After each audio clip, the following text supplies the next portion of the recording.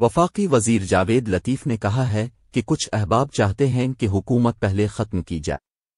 انہوں نے کہا کہ نگراں حکومت 90 دن سے آگے نہیں جانا چاہیے، اگر ایسا ہوا تو یہ درست نہیں ہوگا۔ نجی T V channel express news کے پروگرام میں گفتگو کرتے ہوئے انہوں نے کہا کہ انتخابات کا فیصلہ حکومت نہیں بلکہ الیکشن کمیشن کرے گا۔ انہوں نے کہا کہ ہماری خواہش ہے کہ اسمبلیاں 2 سے 3 دن قبل تحلیل کر دی جائیں، جبکہ کچھ احباب چاہتے ہیں کہ حکومت پہلے ختم کی جائے۔ جاوید لطیف نے کہا کہ آئین کہتا ہے نگران حکومت کی زیر نگرانی عام انتخابات کرائے جائیں۔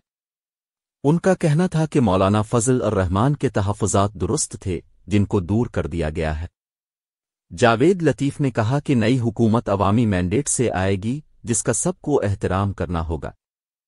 انہوں نے کہا کہ اسمبلیاں تحلیل کرنے کا فیصلہ مشاورت سے ہوگا کیونکہ آئین کے مطابق موجودہ اسمبلیوں کی مدت 13 اگست تک ہے۔